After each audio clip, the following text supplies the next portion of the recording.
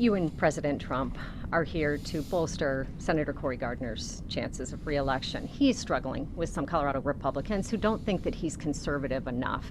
Given that control of the U.S. Senate could rest on his race, what do you say to those Republicans? Everything President Trump and I have been able to accomplish. Rebuilding our military, supporting our veterans, reviving the American economy through tax cuts, rolling back regulation, unleashing American energy, and appointing more than 190 conservatives to our federal courts would not have been possible except for the steadfast support of Senator Cory Gardner. And Republicans and independents and conservative-minded Democrats across the state of Colorado deserve to know that.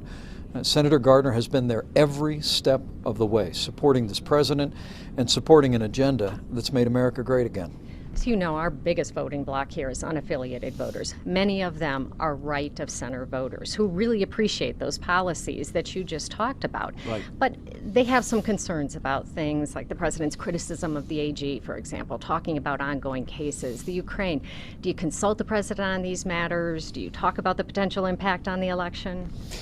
Well, President Trump and I are very close, and we talk about a broad range of issues. And Attorney General Bill Barr has the president's full confidence and really has done a remarkable job leading the Justice Department out of a very challenging time in the life of that agency. But you know what I could tell those independent-minded voters across Colorado is that when you look at the results of this president and this administration with the strong support of people like Senator Cory Gardner, you can see in one case after another we've kept the promises that we've made to the American people. I was at Peterson Air Force Base. We've got Carson nearby. I mean, to see the investments that we have made in our military, historic investments that have rebuilt our military, have made an enormous difference in the life of this state. The support for veterans in this state, the booming economy, 180,000 jobs created in the state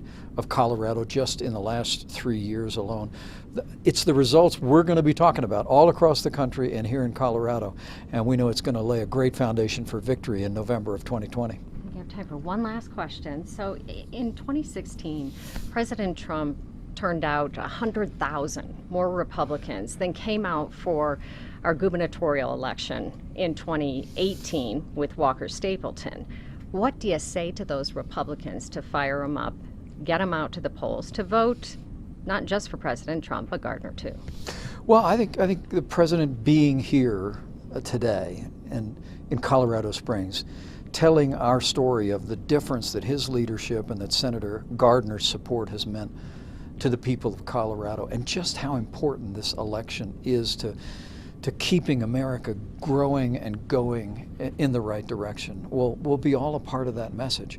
You know, the midterm elections are always a challenge for the party in the White House.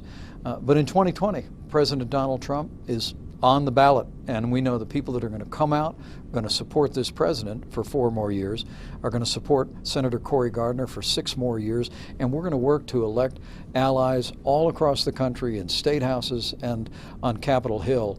And we're going to do in the next 4 years everything that we've been able to do for a stronger, more prosperous America in the last 4 years. And we'll be seeing you back in Colorado. And the president? We will be back in Colorado again and often.